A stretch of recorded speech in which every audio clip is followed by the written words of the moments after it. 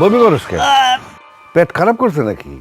আব্বা আব্বা বুঝতেছি না, হঠাৎ করে অনেক খারাপ লাগতেছে আমার। পেট খারাপ না আব্বা, পেট খারাপ না। আমার মনে হয় কি জানেন, অন্য কিছু।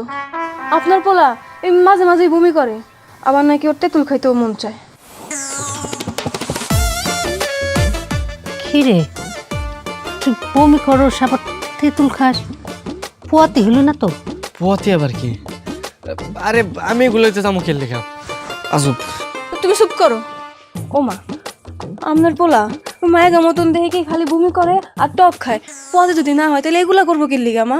আরে আজব ব্যাপার, আমি কি মায়া মানুষটা কি যে আমার পোলা বানাইব? আর কোনো সময় দেখছো কোনো পোলা গর্ভবতী হয়েছে বা মা হয়েছে?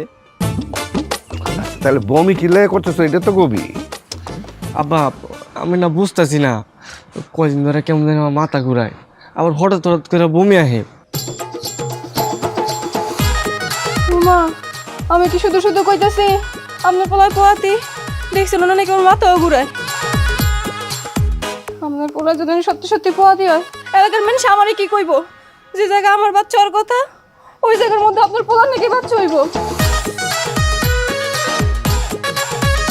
হয় মান্নান, তোর লক্ষণ তো ভালো কইতেছে না। আর মা, আরে আমার পেটে রেখে বাঁচতে হয়েছে, আমার তো নিজেরই বিশ্বাস হতেছে না। আব্বা আপনি একটু বুঝান না করে। তোর আব্বাই কি কইব, তুই নিজে বুঝোস না? তুমি কিন্তু এমন থেকে সাবধানে থাকবা। তুমি যেমন উল্টা পাল্টা চলাফেরা করো, বাচ্চার কিন্তু ক্ষতি হয়ে যাইব। আর এগুলো তোমরা কি কইতাছো? একটু বমি করতেছে, তাহলে কি পেটে বাচ্চা হয়ে গেছে গা? অন্য কারণ হতে পারে। আব্বা তুমি আমাকে একটু বুঝাও, দেখো আমার পেটে কোনো বাচ্চা টাচ্চা নাই। অবহেলা করিস না, হইতেও তো পারে। যদি হয় সেটা পরে দেখা যাবো, এইসব নিয়ে আর বাড়াবাড়ি করো না।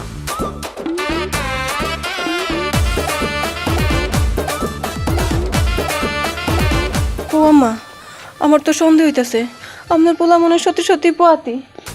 যদি পোয়াতি হয় তাহলে কি হইব আম্মা? আচ্ছা হইলে দেখা যাইব, তুমি ওর একটু চোখে চোখে রাখো।